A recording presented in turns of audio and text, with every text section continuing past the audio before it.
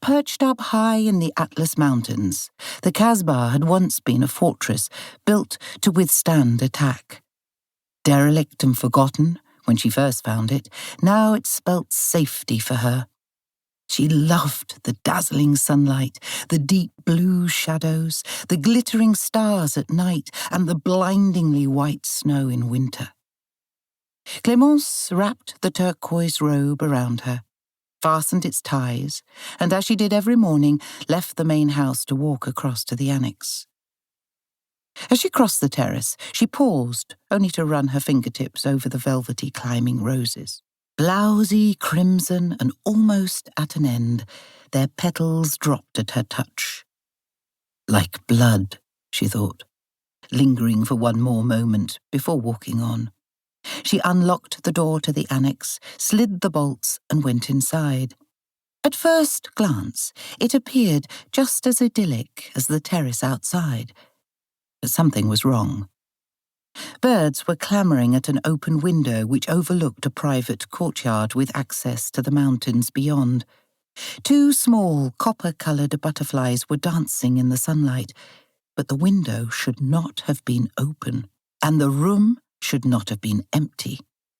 Clemence glanced around, taking in the tray of uneaten breakfast, cooling French coffee, 2 pieces of freshly baked baguette, butter melting in the early sunlight, and the white robe lying crumpled on the rug. "Touche de bois," she muttered, and reached out to touch the gleaming wooden arm of a chair before she ran to the bathroom.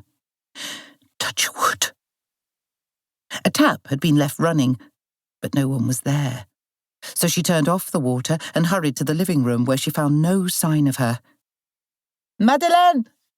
she called, aware of the tremble in her voice. But all she could hear in response were the birds. Then, right then, she felt the panic. Madeleine had bolted.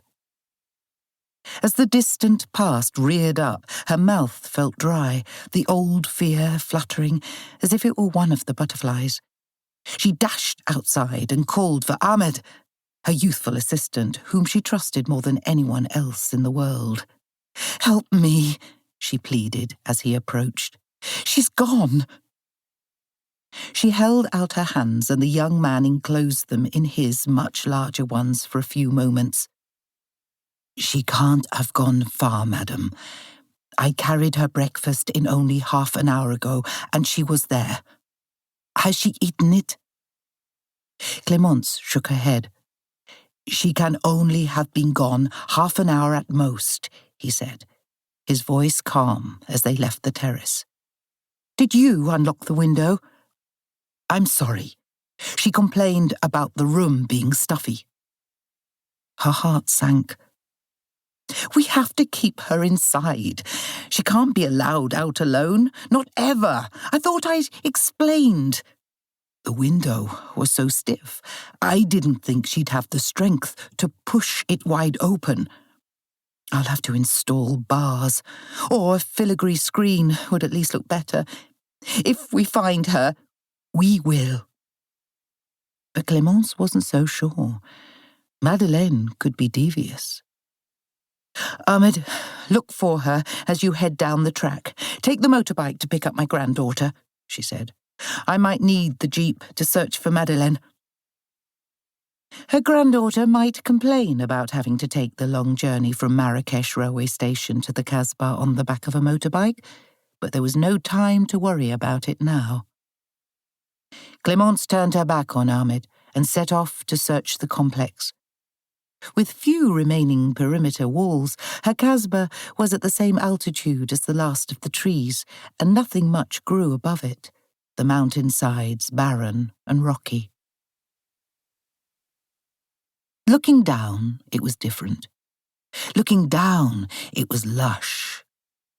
The little village of Imlil huddled below, where the year-long supply of water from the river ensured the terraced hillsides would always be cultivated.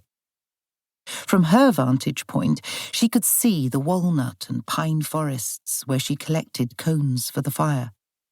And lower down, the agricultural land.